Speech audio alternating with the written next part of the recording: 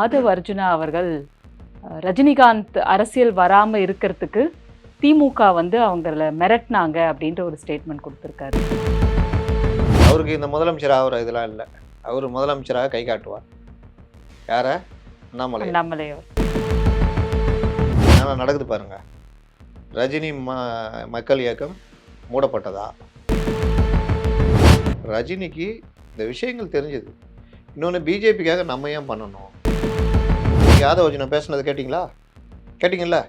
ஃபுல்லாக யாரை திட்டினாரு? உதயநிதி. பெரும்பாலும் ஆட்சியுடைய அவலங்களை தானே பேசணும். ஏன் உதயநிதி திட்டுறீங்க? எவ்வளவு நாள் தான் பேச்சுவார்த்தைன்னு இழுத்துட்டே போய் ஆல்மோஸ்ட் லாஸ்ட் மினிட் வந்த மாதிரி இருக்கு. இன்னும் ஒரு 4 நாள், 16ஆம் தேதி தான் இறுதி கெடு. நினைச்சா கல்யாணத்துக்கு போக முடியுது, எல்லாமே முடியுது அவரால. அதுதான் சொல்ல வரேன். குசியை பிடிச்சி உள்ள வச்சிங்கன்னா பாதி பிரச்சனை தீர்ந்துடும். சுத்தமா எந்த நாலேஜும் இல்லாத ஒரு மனுஷன். இல்லாட்டி மனைவி கூட பிரச்சனை. இது கட்சியில பொது வாழ்க்கையை நம்மளுடைய இமேஜை கெடுக்கும். இந்த கம்பி பிடிச்சி தொங்கி செல்ஃபி எடுக்கிறேன்னு அது முதற்கொண்டு திட்டமிட்டு செய்யப்படுதான். அக்கறையே இல்லை. எல்லாரும் எனக்கு தான். செத்து போறியா எனக்காக செத்துப்போ, அடிபடுறியா எனக்காக அடிப்படு. ஆனால் உன் குடும்பத்துக்கு அந்த அடிப்பட்ட செலவு கூட நான் பார்த்துக்க மாட்டேன். குஷி ஆனந்துடைய அடிமைத்தனம் அந்த இது இருக்கு பாருங்க, எந்த கட்சியிலையும் நான் பார்க்காதுங்க. திமுகவில் கூட கிடையாது.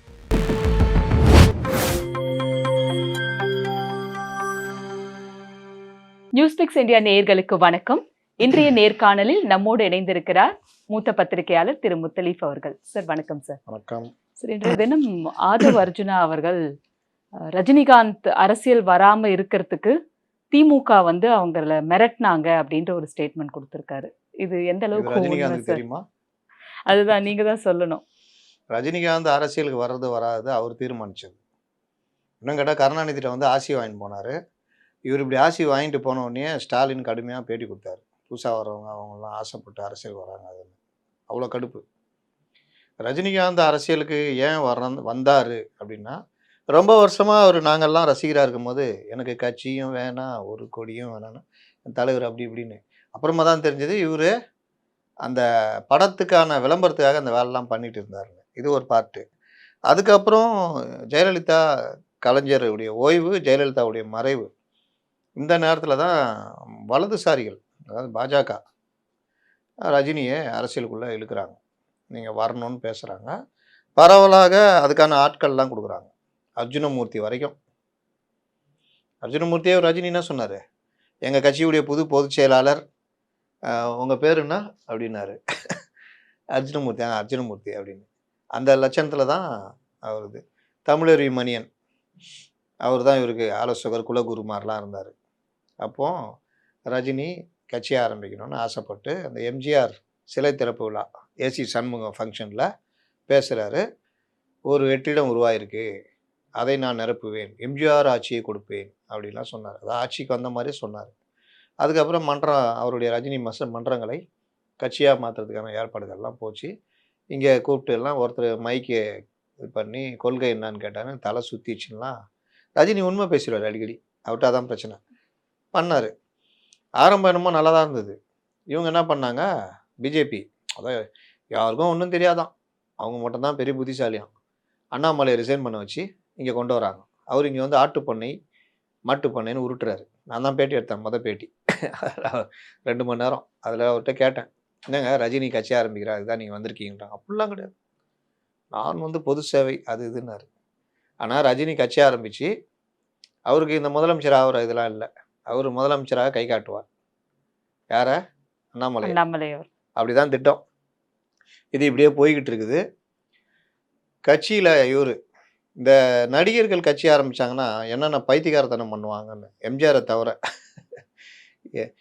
இவர் அந்த லைக்கால தலைமை அதிகாரியாக இருந்த ராஜு மகாலிங்கம்னு ஒருத்தர், அவர் போகிறது வர்றது இந்த கம்பெனியை மெயின்டைன் பண்ணலாம் பார்த்து ரஜினி பிடிச்சி போச்சு. அவரை கூப்பிட்டு பொதுச் செயலர் ஆகிட்டார். தெரியுமா? ரஜினி மக்கள் மன்றத்துடைய பொதுச் செயலாளர் ராஜு மகாலிங்கம். அப்புறம் இன்னொரு யாரோ ஒரு இளவரசன், அவர் ஏற்கனவே ரெகுலராக இருக்கிறவர் ரஜினிகிட்ட. அவர் போக போக என்ன ஆகுதுன்னா, இப்போ எங்களை மாதிரி ஆட்கள்லாம் ரஜினி ரசிகராக இருந்தாலும் எங்களை ரசிகர்கள் நம்பி ஒரு குரூப் ஆரம்பித்து எல்லாம் இந்த எஸ்கேபி கோபி, அந்த மாயாவரத்தான்னு ஒருத்தர் இருக்கார், இவங்க எல்லாம் சேர்ந்து, இவர் இறந்து போயிட்டார் அவர் கோசல் ராம்னு, இவங்க எல்லாம் குரூப்பு, அந்த குரூப்பில் நாங்கள் எல்லாம் இருக்கிறோம். நாங்கள் ரசிகராக இருந்தாலும் அவங்க சிந்திக்கிறவங்கல்ல. எப்படி கட்சிக்கு என்ன உட்கட்டமைப்பு இருக்குது, அன்றைக்கே இந்த கேள்வி கேட்குறோம். எல்லாம் சுகர் பார்ட்டி ஆகிட்டுக்கிறான் ரசிகர் எல்லாம். எல்லாம் 40-50 வயசுக்கு மேலே. இவங்களாம் வச்சுக்கிட்டு என்ன பண்ணுவார், என்ன கட்டமைப்பு இருக்குது, எப்படி ஒரு கட்சி ஆரம்பித்து எப்படி பண்ணுவார். நான் ஒரு படி மேலே போய் ரஜினியுடைய குணத்துக்கு அவர் அரசியல்வாதியாக ஆகவே முடியாது. அவர் பிரச்சனைனா டக்குன்னு தூக்கி போட்டு போகிறாரு, பட்டுன்னு மன்னிப்பு கேட்குறவர், டக்குன்னு கோவப்படுறவர், அதனால் சிக்கல் வரும். இவங்க ஆகா ஓகோ வேற லெவலில் ஆச்சா பூச்சா அன்றைக்கி பண்ண இதெல்லாம் பார்த்தீங்கன்னா வேறு லெவலாக இருந்திருக்கும். இப்படி பேசுகிற எங்கள் மேலாம் கோச்சிக்கிட்டு பெரிய ஒரு சில பேர்லாம் இன்ன வரைக்கும் என்கிட்ட பேசுறதில்ல. அன்றைக்கி நிறுத்தினவங்க தான் பேச்சை, அந்த மாதிரிலாம் போச்சு. அப்போது இது இப்படியே போகும்போது தான் கொரோனா வருது. இதில் ரஜினியை சில இதில் போட்டு நெருக்குறாங்க. ரஜினிக்கு தெரியுது. அந்த நான் சொன்னல ராஜமகாலிங்கம், அவரும் இந்த இன்னொரு ஏதோ புதுக்கோட்டை இளவரசர் ஏதோ ஒரு பேர் அவர், இந்த ஒரு மன்றத்தில் ரொம்ப வருஷமாக இருக்கிறவர். இவங்க இந்த விஷயத்தில் மன்ற ஆட்களை நியமனம் செய்கிறதுல காசு வாங்குறாங்க, அதுன்னு புகார் வருது. ரஜினி பேட்டை ஷூட்டிங்கில் இருக்கார், அங்கேருந்து கேன்சல் பண்ணுறாரு. இவங்கள இதை கேட்டு இழுத்து மூடுன்றாரு. அது வரைக்கும் ஒரு 64 கம்ப்யூட்டர் போட்டு மன்றம் இது பதிவுலாம் அங்கே ராகவேந்திரா மண்டபத்தில் நடக்குது.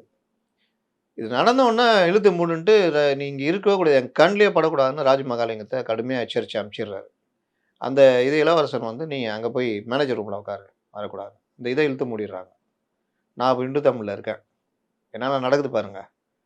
ரஜினி மக்கள் இயக்கம் மூடப்பட்டதா அப்படியே கேள்விக்குறியோடு தான் போடுறேன். எனக்கு சோர்ஸ் ஃபுல்லாக இருக்குது, ஃபோட்டோ கிட்ட எல்லாமே. இது என்னென்னா ரஜினிக்கு அதுலேயே ஒரு மாதிரி ஆயிடுச்சு. அதுக்கப்புறம் ரஜினிக்கு என்ன உணர்றாருன்னா, இது வந்து வேலைக்கு ஆகாது. கொரோனா வேறு டைமில் வருது. இவர் இதுக்கு போயிருக்காரு, அண்ணாத்த ஷூட்டிங் அதை போயிருந்தான்னு நினைக்கிறேன்.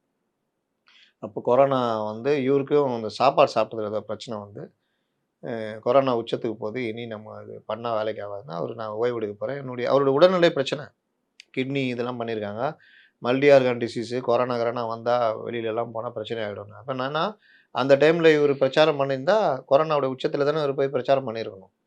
அதனால் நான் அழகாக ஒரு இதை போட்டார், என்னால் ரசிகர்கள் பாதிக்கப்படக்கூடாது, கடனாளி ஆகக்கூடாது, அதெல்லாம் உண்மை தான் அப்படின்னு ஒதுங்குறாரு. இதில் எங்கெங்க ரஜினியை மிரட்டினாங்க சொல்லுங்கள். ரஜினிக்கு இந்த விஷயங்கள் தெரிஞ்சது. இன்னொன்று, பிஜேபிக்காக நம்ம ஏன் பண்ணணும், நமக்காகவே நம்ம பண்ண மாட்டோம், நம்ம இதெல்லாம் விட்டு ஒதுங்கி அமைதியாக வாழ நினைக்கிற ஆள், நம்ம ஏன் இந்த வேலையெல்லாம் பண்ண முடியாதுங்கன்ட்டார் பிஜேபிட்டெல்லாம். பாஜக மிரட்டிச்சு அப்படி இப்படின்னு சொன்னா கூட அதுக்கு முறுக்கிக்கிட்டு ரஜினி வந்துட்டான்னு சொன்னாங்க. திமுக என்ன மிரட்டினாங்க, எனக்கு தெரிஞ்சு ஒரு ஒப்பந்தம் போட்டதாக நான் கேள்விப்பட்டேன். எதுக்கு தலைவரே உங்களுக்கு இந்த வேலைலாம், ஏன்னா ரஜினி ஒரு வியாபாரி, 75 வயசில் நடிச்சிட்டு இருக்காருல ஹீரோவா, இப்படி பண்ண தலைவரை இப்படி பண்ணுங்க, அப்புறம் இப்படி பண்ணுங்க தலைவரை, அப்புறம் இப்படி பண்ணுங்க தலைவர், அவள் தான் படத்தில் பார்த்தா அப்படி இதெல்லாம் ஜிம்மி எல்லாம் பண்ணி ஏதோ அவரால் முடியுது சார். அவருக்கு மார்க்கெட் 75 வயசுல ஹீரோவை நடிச்சுக்கிட்டு மார்க்கெட் இருக்கு, அதை தான் சொல்ல வரேன் வியாபாரின்னு. சார் இவர் ஆதவ அர்ஜுனா அவர்கள் வந்து கமலஹாசனை கூட சொல்லியிருக்காரு இன்னைக்கு, அவரும் வந்து மிரட்டினாங்க. ஆக மொத்தத்துல எல்லாரும் மிரட்டினாங்க, விஜய் மிரட்டுறாங்க, அவர் நிக்கிறாரு. ஆக மொத்தத்துல அந்த எதுக்கு போராட்டம், ஜாதி வாரி கணக்கெடுப்பை நடத்தி விடு, தமிழக அரசே நடத்தி விடு. ஜாதி வாரி கணக்கெடுப்பு கொடுக்கல, கணக்கு ஆய்வே நடத்தி விடு. 10 நாள் கூட இல்லை ஆட்சி முடியறதுக்கு, முடிஞ்சிச்சுல. இப்போ என்ன நடத்தி விடு ஜாதி வாரிகள். இதோ அடுத்த வருஷம் ஜூலை மாதம் மக்கள் தொகை கணக்கெடுப்பு நடத்த போகிறாங்க. அதில் எல்லா டீட்டெயில்ஸும் தான் வாங்குறாங்க. இந்த தடவை கூடுதல் டீட்டெயிலாம் வாங்குறாங்க. ஆனால் ஜாதி வாரியான டீட்டெயில்ஸ் அவங்க வெளியிட மாட்டாங்கல்ல சார்? அது நீங்கள் வாங்கும்போது தமிழ்நாடு கவர்மெண்ட்டு அதுக்கான டீட்டெயில் வாங்கி வெளியிடணும், டேட்டாஸ் வெளியிடணும். அதுக்கான கூடுதலாக தனி படிவங்கள் கொடுத்து பண்ணுவாங்க, அதெல்லாம் பண்ணுவாங்க. வெளியிடக்கூடாதுலாம் கிடையாது, யார் சொன்னா? இல்ல, ஆனா எப்பவுமே சென்சஸ்ல மத ரீதியான பிரிவுகள் எல்லாமே இருக்கும், எல்லா டீட்டெயிலும் எடுப்பாங்க. ஜாதி வாரி கணக்கெடுப்பை நடத்த போறோம் தானே சொன்னாங்க. இப்போ நாங்க இந்த மாசம் 2027 நடத்த போறோம், அதுல ஜாதி வாரி கணக்கெடுப்பை சேர்த்து நடத்துவோம் தானே அறிவிச்சாங்க. அப்படின்னா வெளியிட தான் வரும், டேட்டாஸ் எங்க போயிட போகுது எடுக்கிறது. நீங்க இந்த போராட்டத்தை எப்போ நடத்திருக்கணும்? அன்புமணி ராமதாஸ்லாம் ஆரம்பிச்சாரு 1.5 வருஷம் முன்னாடி. அப்போ நீங்க பண்ணீங்கன்னா கவர்மெண்ட் இருக்கு, அவன் நடத்தினா இவன் நடத்தினா நீ நடத்துன்னு கேட்கலாம். இது ஆயுசே இன்னும் 10 நாள் கூட கிடையாது. 16ஆம் தேதி தேர்தல் அறிவிச்சிடுவாங்க, கோட் ஆஃப் கான்டக்ட் வந்துடும். அப்புறம் எல்லாம் அந்த தேசிய கொடி கழட்டிட்டு கட்சி கொடியை மாட்டிட்டு தான் சுற்றணும். இவங்க நடத்தி விடு ஜாதி வாரி கணக்கெடுப்பை நடத்தி யார் நடத்த சொல்கிறீங்க தெரியுதா? அப்புறம் எஸ்ஓபி வந்ததுனால எங்கள் தலைவரால் வெளியே போகவே முடியல. எஸ்ஓபி எப்போ வந்துச்சு? அந்த கான்செப்டே எப்போ யோசிச்சாங்க? கரூர். அப்போ கரூருக்கு முன்னாடி ஒரு டெய்லி வெளியே வந்து எல்லாரையும் பார்க்குற மாதிரியும் ஊர் ஊராக போன மாதிரியும் நான் உருட்டு பார்த்தீங்களா? ஏதோ கரூருக்கு முன்னாடி இவர் இதே மாதிரி வெளியிலலாம் வந்து பொதுமக்கள்கிட்ட இது பண்ணி இந்த மாவட்டம் முழுதும் சுற்றி இது பண்ணி அதுக்கப்புறம் கரூர் சமூக அகஸ்மாத்தா நடந்து இதை காரணமாக வைத்து விஜயை முடக்குவதற்காக எஸ்ஓபி கொண்டு வந்தாங்க அப்படின்னா இவங்க சொல்ல கரெக்ட். சார் முதல்ல அவர் நினைச்சா வர முடியுதுல்ல சார், நல்லக்கண்ணு அவர்களோட மரணத்துக்கு ஏங்க அது வந்தாரு. எதாங்க சொல்ல வரேன். ஆ, நினைச்சா கல்யாணத்துக்கு போக முடியுது, ஜோடி கல்யாணத்துக்கு போட்டு ஒரே போறாரு, ட்ரெஸ் போட்டு. எல்லாமே முடியுதே அவரால. அதுதான் சொல்ல வரேன். புசியை பிடிச்சி உள்ள வச்சீங்கன்னா பாதி பிரச்சனை தீர்ந்துரும். உள்ளனா எங்க சார்? ஜெயிலில் போடணும். ஏங்க அன்னைக்கு இது போனாங்கல்ல தஞ்சாவூரோ எங்கே போனாரு பைக்கில் எல்லாம் போனாங்கல்ல, அந்த பையன் இன்னை வரைக்கும் என் உயிர் போராடிட்டு இருக்கிறான். இவங்க வர வைக்கிறது வரணும். வண்டி எப்படி போகணுமா தெரியுமா? எல்லாம் ஹை எண்ட் மாடல் தான் வரணுமா.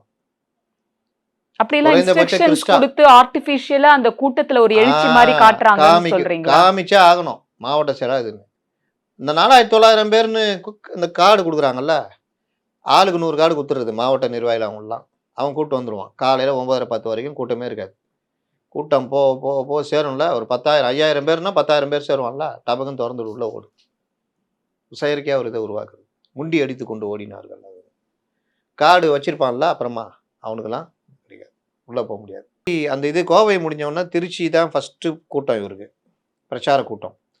காலையில் திருச்சி ஏர்போர்ட்டில் இறங்கிட்டு பஸ்ஸை அங்கே கொண்டு வந்துட்டு எல்லாரும் இதே மாதிரி வர வச்சுட்டு 5 மணி நேரமாக ரோட்டில் ஊர்வலம் வந்தார். ஞாபகம் இருக்கா? அன்றைக்கி திருச்சியே ஸ்தம்பிச்சு போச்சு. கேட்டால் அவங்களா வரான் இவங்களா வரான் கதை சொல்லிட்டு ஒரு ஆர்டின் காட்டிட்டுலாம் வந்தார். ஆக்சுவலாக அப்போல்லாம் நான்லாம் கடுமையாக கண்டித்து பேசியிருப்பேன். இது வந்து திட்டமிட்டு உண்டாக்குகின்ற ரோட் ஷோ, இது பெரிய சிக்கலை கொண்டு வந்து விடும். உனக்கு பேச வரலன்ற ஒரே காரணத்துக்காக கூட்டத்துக்கு லேட்டாக போகிறதுக்காக இன்னும் நாங்கள் கூட்டத்தை காமிச்சிட்டு 10 நிமிஷம் 5 நிமிஷம் பேசுறதுக்கு இந்த வேலை பண்ணக்கூடாது. புசியானது தான் அது காரணம். இந்த டீம் இந்த வேலையை பண்ணுறாங்க. ஏன்னா நமக்கு அப்போவும் தகவல் சொல்கிறாங்க, சார் இதுதான் சார் விஷயம். இது பெரிய வில்லங்கத்தில் போய் முடியும்னா அன்னைக்கு நைட்டு நடக்க வேண்டியது பெரம்பலூரில். அன்னைக்கு நைட்டு போலீஸு கேன்சல் பண்ணுறாங்க. இவரும் ரொம்ப டயர்டாகிட்டார். ஏன்னா காலையிலேருந்து வண்டியில் உட்காந்து ஆர்டின் காட்டு வந்தா. அதனால் இவர் அந்த கூட்டம் அட்டன் பண்ணாமல் போயிடுறாரு. அன்றைக்கி பெரம்பலூர் பகுதி மக்கள் தப்பிச்சாங்க. இப்படிப்பட்ட ஒரு எஸ்ஓபி பற்றி இன்றைக்கி யோகியம் பேசுகிறாங்க. எஸ்ஓபியை எல்லாருமே ஏற்றுக்கிட்டாங்க, எல்லா அரசியல் கட்சியும். நீங்கள் மட்டும் ஏற்றுக்க மாட்டேங்கிறீங்க. கேட்டால் எங்கள் தலைவர் வரத்துக்கு அனுமதிக்க மாட்டேங்கிறாங்க. மற்றவர்கள் பொதுக்கூட்டம் நடத்துகிறாங்க, மாநாடு நடத்துகிறாங்க. நீங்கள் மட்டும்தான் செயல் வீரர்கள் கூட்டம்னு பர்மிஷன் கேட்குறீங்க. கட்சிக்காரர்கள் கூட்டம். செயல் வீரர் கூட்டம்னா எந்த மண்டபம்? இல்லைங்க ஒரு கிரவுண்டில் நடத்துகிறோம். எப்படி நடத்த போகிறீங்க? எவ்வளோ பேர் வருவாங்க? என்னென்ன ஏற்பாடு? இது எல்லாமே கேட்பாங்க. பொதுக்கூட்டம்னு சொல்லுங்கள், எவ்வளோ பேர் வருவாங்கன்னா கேட்க மாட்டாங்க. என்ன பண்ண போகிறீங்க, என்ன ஏற்பாடு? நேராக வந்து பேசிட்டு போகலாம். இப்போ உட்காந்து ஞானோதயம் வந்திருக்குது. 2 ஹெலிகாப்டர் வாடகைக்கு எடுத்து 234 தொகுதியும் போய் இறங்கி பண்ணலான்னு அப்படியே பேசி ஆட்சி மாற்றத்தை கொண்டு வர போகிறார் அப்படின்னு சொல்கிறாங்க. செங்கோட்டையன் அவர்கள் இன்னைக்கு சொல்லியிருக்காரு, 234 தொகுதியிலையும் வந்து தாவேக்காவே நிற்கும், அடுத்தவங்களுக்காக உழைச்சி அவங்கள முதல்வர் ஆக்குறதுக்கு நாங்கள் என்ன இளிச்சவாயர்களா, நாங்கள் அப்படி பண்ண மாட்டோம் அப்படின்னு சொல்லியிருக்காரு. அதை விஜய் சொல்லிட்டோம். இவருக்கு பர்சனலாக காண்டுலாம் இருக்குல்ல, இவருக்கு பர்சனலாக எடப்பாடி மேலே கோபம் இதெல்லாம் இருக்கும். விஜய் முடிவு பண்ணிட்டோம். 15ஆம் தேதி போவார்ல. என்ன தம்பி இந்த பக்கம் இல்லை சிபிஐ சம்மன் கூப்பிட்டாங்க, வாயன் அப்படியே சாப்பிட்டு போகலாம் அப்படின்னு ஏதாவது பேச்சுவார்த்தை நடக்கும். சரி, இதுக்கப்புறமாவும் ஏன்னா வர்றது எல்லாமே மீடியாவில் ஒரு ஹைப் கிரியேட் பண்ணுறாங்க, எல்லாரும் பேசுகிறாங்க, அப்புறம் திரும்ப கட்சி தலைமை வந்து அதை மறுக்குது. தாவேக்கா தரப்பு ஸ்ட்ராங்காக மறுக்கிறாங்க. இப்போ நேற்றைய தினம் எடப்பாடி அவர்களும் வந்து அப்படிலாம் ஒன்றுமே நடக்கலை அப்படின்னாரு. பியூஷ் கோயலும் அப்படி ஒன்றும் இல்லை அப்படிங்கிறாரு. இப்போ எவ்வளோ நாள் தான் பேச்சுவார்த்தைன்னு இழுத்துக்கிட்டே போய் ஆல்மோஸ்ட் லாஸ்ட் மினிட் வந்த மாதிரி இருக்கு. இன்னும் ஒரு 4 நாள் 16ஆம் தேதி தான் இறுதி கெடு. என்டிஏ பொறுத்த வரைக்கும் ஆல்ரெடி டிஎம்கே ஆட்சியை கிட்டத்தட்ட தடுக்கிற முயற்சிக்கு வந்துட்டாங்க. கூட்டணி எல்லாமே ஸ்ட்ராங்காக இருக்குது. விஜய் பிரிக்கிற வாக்குகள் ஆட்சி அவர்கள் கண்டினியூ பண்ண முடியாது தெரியும். ஆனாலும் வலுவாக இவர்களை வீழ்த்தணும் பீகார் பாணியில் அப்படின்ற முயற்சிக்கு தான் விஜய் இழுக்கிறதுக்கு ட்ரை பண்ணுறாங்க. அப்போ விஜயை இழுக்கிறதுக்கு கூட இருக்கிற இன்னைக்கு கூட அந்த சார்லஸ் போட்டிருக்காரு ஒரு பதிவு விஜய்க்காக, ஆதவ அர்ஜுனுடைய மச்சான் க்ளீனாக சொல்கிறாரு. அது கிட்டத்தட்ட நான்லாம் சொல்லிட்டு வர்றது தான். இவர் டிஎம்கேவுடைய ஸ்லீப்பர் செல்லு, டிஎம்கேல முக்கியமான மாப்பிள்ளை, அவங்க கூடலாம் ஃப்ரெண்டு. இவர் மாப்பிள்ளை திட்டமிட்டார். இன்றைக்கி ஆதவ அர்ஜுனை பேசுனது கேட்டிங்கல்ல? ஃபுல்லாக யாரை திட்டினாரு? உதயநிதி. பெரும்பாலும் ஆட்சியுடைய அவலங்களை தானே பேசணும். ஏன் உதயநிதி திட்டுறீங்க? உதயநிதி டிபார்ட்மெண்ட்டை திட்டுங்க, உதயநிதியை செயல்பாடை திட்டுங்க. ஆனால் உதயநிதி இதுதான் அஜெண்டா. அவருக்கு ஃப்ரெண்டு, அவருக்கு ஃப்ரெண்டுங்களுக்கு ஃப்ரெண்டு. இவருக்கு உதயநிதி மட்டும் அடிக்கணும்னு அஜெண்டா. உதயநிதி மட்டும் அடிப்பார். இந்த பக்கம் இவரை என்டிஏ பக்கம் போகாமல் பார்த்துக்கணும் விஜய. அதை தான் சார்லஸ் போடுறாரு. உன்னை கவுத்தி யாரும் உன் கூட சேர விடாமல் பண்ணி ஏங்க காங்கிரஸ் சேர்றதுக்கு வந்து எல்லாம் பேச்சுவார்த்தை போகுது. அதுக்கப்புறம் பிடிச்சிக்கிட்டு அடுத்தடுத்து டெவலப்மெண்ட் பண்ணுவியா? எனக்கு என்ன வீட்டுக்குள்ளே பூத்துட்டு உக்காந்துக்கிட்டு இருப்பியா? இல்லை பேசுகிற அளவுக்கு யாராவது தகுதி இருக்கா தலைவர்கள்? சார் கள நிலவரத்தை வந்து அவங்க அசஸ் பண்றது பயங்கர ஓவர். விஜய்க்கு தெரியுதா, விஷயம் போகுதா அப்படிங்கிற ஒரு கேள்வி. ஏன்னா இப்ப கூட்டம் வருது, என்ன ஆனாலும் தலைவர் என்ன பண்ணாலும் சரி அப்படிங்கிற ஒரு போக்கு மக்கள் கிட்ட இருக்கு. கரூர் சம்பவம் ஆகட்டும், அவருடைய பர்சனல் விஷயமாகட்டும், ஒர்த் இல்லை அப்படின்னு சொல்லும் பொழுது அது விலாவரியா பேச வேண்டாம். ஆனா பெண்கள் கூட்டம் ஆர்ப்பரிக்கிறத பார்க்கும் பொழுது ஒரு மனசு சங்கடம் எல்லாருக்குமே வருது. கல்ட் ஃபாலோவர்ஸ் எல்லா கட்சியிலும் இருப்பாங்க. நீங்க அவங்கள வச்சு பொதுமைப்படுத்தக்கூடாது. அவங்க தான் மக்கள் கிடையாது. இவர்கள் அதை தாண்டி யோசிக்கிறாங்கன்றீங்களா மக்கள்? இவர்கள் தான் ரசிகர்கள். இவர்கள் அதை தாண்டி இல்லைங்க. இவங்களை தவிர எல்லாரும் யோசிப்பாங்க. இவர்கள் என்ன அங்க எந்த லெவல் போயிட்டாங்க? அம்மா இல்லை நான் அம்மாவா இருக்கேன், சித்தி இல்லை சித்தியா இருக்கேன், சகோதரி இல்லை சகோதரியா இருக்கேன். நான் ரொம்ப நாகரிகமா சொல்றேன். அதை தாண்டி நான் இருக்க தயாருன்ற அளவுக்கு பேசுறாங்க. அப்போ இவங்கள்ட்ட என்ன மனநிலை இருப்பாங்கன்னு பார்த்துக்குங்க. சுத்தமா எந்த நாலேஜும் இல்லாத ஒரு மனுஷன். இல்லாட்டி மனைவி கூட பிரச்சனை. இது கட்சியில பொது வாழ்க்கையை நம்மளுடைய இமேஜை கெடுக்கும். அதையே நம்மளை போன்றவர்கள் பேசாம தவிர்க்கிறோம். பொதுவா பலரும் போய் இறங்கி அடிக்கிறாங்க. அப்படிப்பட்ட சீசன்ல நீங்க ஒரு கல்யாணத்துக்கு, அதுவும் ஒரு 20 வயசு 15 வயசு பையன் மனநிலையில வர்றீங்கன்னா உங்களை எதுல சேர்க்கறது? நான் இதை ஆரம்பம் சொல்லிக்கிட்டு இருக்கிறேன். அவர் நிரூபிக்கிறாரு. நீ ஒரு கட்சியுடைய தலைவன், பேரம்பேத்தி எடுக்கிற வயசு. ஜேசனு கல்யாணம் பண்ணா ஒரு குழந்தை பிறந்துச்சுன்னா நீ தாத்தா. உங்க மகளுக்கு கல்யாணம் ஆகி குழந்தை பிறந்தா நீ தாத்தா. 52 வயசு எப்படி இருக்கணும்? ஜோடி போட்டு போறீங்க, ஒரே கலர் ட்ரெஸ் போட்டு போறீங்க. அப்போ உங்களுக்கு உங்க கட்சியை பத்தியோ உங்களுடைய இமேஜ் பத்தியோ என்ன லட்சியத்துக்காக கட்சி தொடங்கல அதை பத்தி எதை பத்தியும் கவலை இல்லை. உங்களுக்கு உங்களுடைய சுயநலம் மட்டும்தான் உங்களுக்கு. அந்த சுயநலத்துல கூட என்ன இருக்குன்னா, எனக்கு எதிராக நீ விவாகரத்து போட்டியா, உன் மனசை நான் எப்படி நோக்கடிக்கிறேன் பார். அந்த குறுகிய சிந்தனை மட்டும்தான் இருக்கு தவிர, அதை தாண்டி ஒரு பிராட் மைண்ட். அது ஏன் பிரச்சனைங்க? குடும்பம்னா பிரச்சனை இருக்கும். ஏதோ ஒரு பிரச்சனையில் எனக்கு என் ஒய்ஃபுக்கு ஒத்து வரல, அதை கொண்டு வந்து பொது வாழ்க்கையில் இணைச்சி பேசுறதை நான் வந்து சரியாக நான் ஏற்றுக்கலைங்க, அது தவறு அப்படின்ட்டு. இந்த தொடர்பு இருந்தால் கூட அதை வெளியில் காமிச்சிக்காம அது ஒரு எல்லாம் பேசத்தான் செய்வாங்க. இல்லாத ஆளை கூட சேர்த்து பேசுவாங்க. அது தனியாக வச்சுக்கணும். அரசியல் வாழ்க்கைன்னு தனி. நீ கொஞ்சம் சின்ன பசங்க 18 வயசு பசங்க வர மாதிரி ஜோடி போட்டு வந்தா அப்போ நீங்கள் யாரை பற்றி கவலைப்பட்டீங்க? நீங்கள் சொல்கிறீங்க அந்த கீழே இருக்கிறவங்க முட்டு கொடுக்குறாங்க, மேடையில் இருக்கிறவங்க முட்டு கொடுக்க முடியுமா? எவனும் கேட்கல. எவனாவது மைக்கை போட்டு கேட்டான்னா பஸ் சொல்லுவீங்க. என்னங்க ஜோடி போட்டு வராங்க ஒரே கலர் ட்ரெஸ்ஸில் அப்படின்னு அர்ஜுனாட்ட மைக் போட்டான்னா சொல்லுவார். ஏதாவது ஒரு வினோதமான பதில் சொல்லுவார். சொல்ல முடியாது. அருண்ராஜ் சொல்ல முடியுமா? சிடிஆர் சொல்ல முடியுமா? செங்கோட்டையன் சொல்ல முடியுமா? பர்சனல் விஷயம் பேசாதீங்கன்னு சொல்றாங்க. பர்சனல் விஷயம்ன்றது அதை பத்தி கேள்வி கேட்காதீங்க அப்படின்னு நம்ம கூட பேசியிருக்கோம். பர்சனல் விஷயம்ன்றது அது அவர்கள் மனைவியுடைய நோட்டீஸ் வர்ற வரைக்கும் தான். அதற்கு பிறகு நீங்கள் ஜோடி போட்டு வந்தீங்கல்ல, அப்போவே நீங்களே அதை உடைக்கிறீங்க, அதை விவாத பொருளாக மாற்றுகிறீர்கள். அப்புறம் எங்கே அங்கே பர்சனல் வரும்? நீங்கள் அதை தவிர்த்திருக்கணும்ல.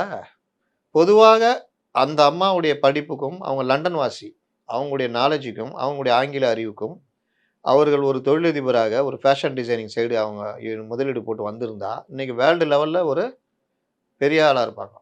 அவங்க பொண்ணு வேர்ல்டு சாம்பியன் தெரியும்ல, இந்த இதில் ஷட்டில் கார்க் நினைக்கிறேன், அந்த இதில் பொண்ணு. அது பட்டமளிப்பு விழா வாங்க போகுது. தந்தை கூட இல்லை, தந்தைக்கு இணையாக சகோதரன். மனசு வலிக்காது நமக்குலாம். இவங்க எல்லாம் அந்த அம்மாவை திட்டுறாங்க. இவங்க திட்டுறாங்களோ இல்லை இந்த ஜான் மாதிரி ஆட்களை வச்சு திட்டுறாங்களோ, உங்கள் வீட்டு ஆளை தானே திட்டுறாங்க. ஏன்னா ஏஆர் ரஹ்மான் பத்தி இதே மாதிரி ஊடகங்கள்ல தவறான செய்தி வரும்போது அவங்க மனைவி வந்து அவரை பத்தி எதுவும் சொல்லாதீங்க, அவர் மேல எந்த தவறும் இல்ல, எங்களுக்குள்ள கருத்து வேறுபாடு அப்படிங்கிற ஒரு அணுகுமுறை இருந்தது. இதுல நம்ம அந்த அணுகுமுறை இல்லைங்கிறத நம்ம அதைத்தான் சொல்றேன். 16 17 வயது பையனுக்குரிய மனநிலையில இருக்கிறவர் ஒரு கட்சிக்கு எப்படிங்க தலைவராக இருக்க முடியும்? இன்னொன்னு பாருங்க, இறக்க குணம். இவர் வந்து எம்ஜிஆர். அத சொல்றது. இவரு வந்து அந்த இறந்து போனான அந்த அது காயம்பட்டு கிடக்குறான அந்த பையன். அந்த இது சிகிச்சைக்கோ, இல்ல அந்த பையன பத்தியோ எந்த இது நான் என் கட்சி பார்த்துட்டேன்யா. இன்னொன்னு வரக்கூடாதுன்னு சொல்லணும். நான் விசாரிச்சப்ப என்ன சொல்றாங்கன்னா, அந்த கம்பி பிடிச்சு தொங்கி செல்ஃபி எடுக்குறானே, அது முதற்கொண்டு திட்டமிட்டு செய்யப்படுதாம். ஒரு ஓடுற வண்டியில மிரர் உடைய கம்பிய பிடிச்சு தொங்குனா, அது எவ்வளோ ஸ்ட்ராங்கா இருக்கும்? கீழ விழுந்து பின்மண்டையில அடிபட்டுச்சுன்னா, அவனும் கோமாக்கு போயிட்டு இருப்பான். இவரு அவன்ட்டயும் ஆர்டின்னு காட்டுறாரு. பார்த்தீங்களா? தலைவனா நீ? வண்டி நிறுத்தியா அப்படின்ட்டு இறங்கி ஓடு.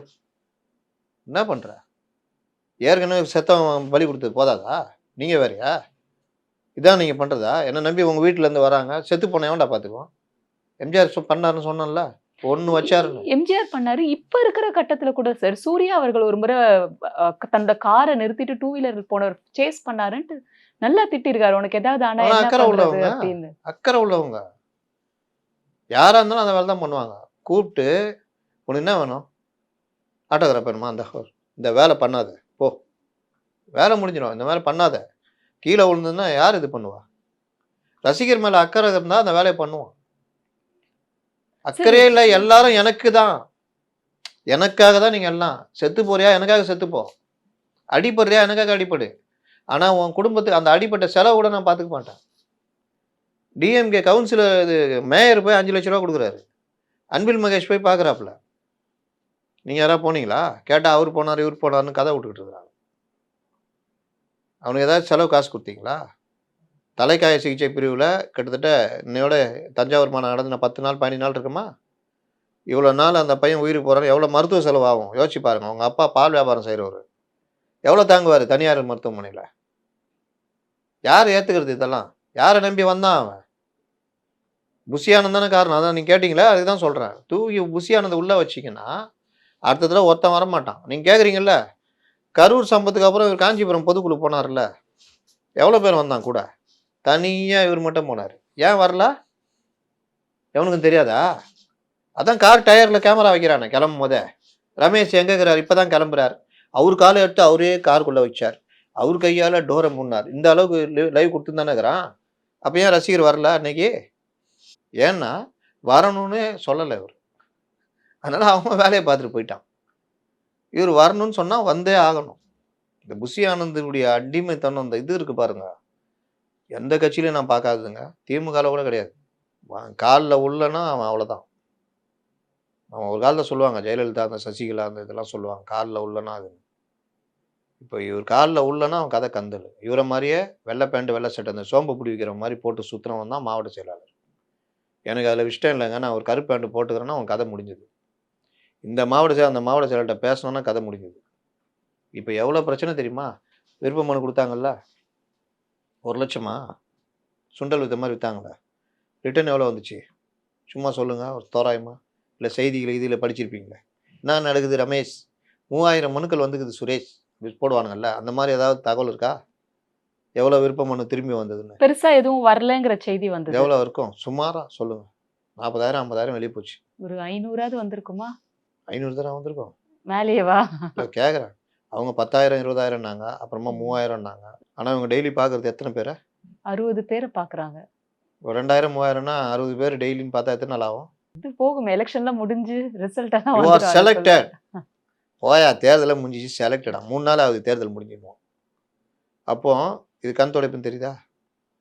இப்ப அவங்களுக்குள்ள என்ன சண்டை தெரியுமா? யார் வேட்பாளர போடுறது?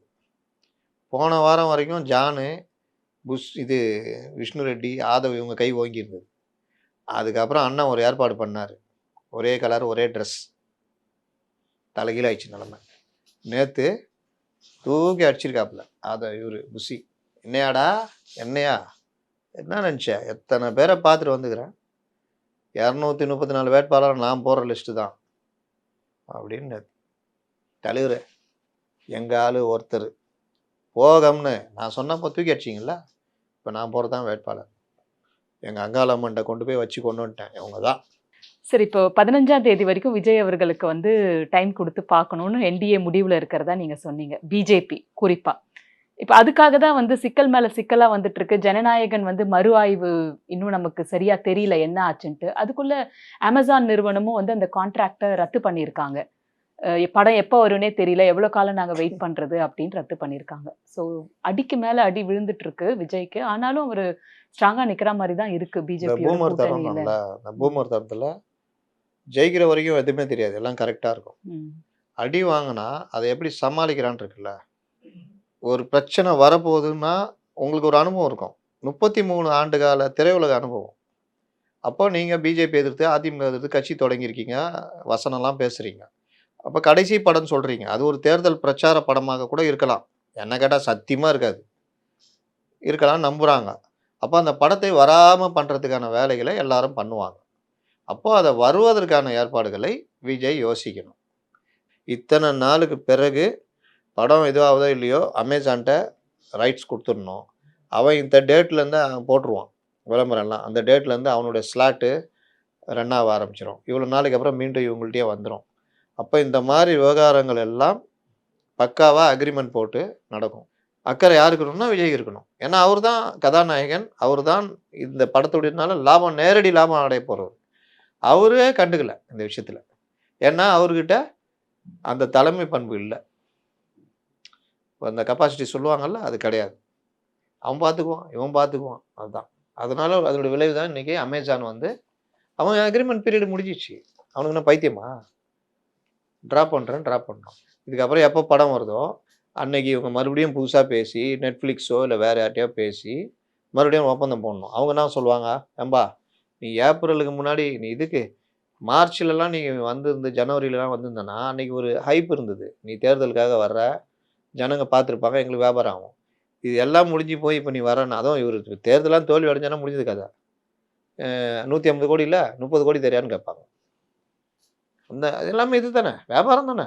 15ஆம் தேதி வரைக்கும் பொறுத்திருந்து பார்ப்போம் சார். அதுக்கப்புறம் சூழல் மாறுதாங்கிறத பத்தி திரும்ப பேசுவோம். நன்றி சார். வணக்கம்.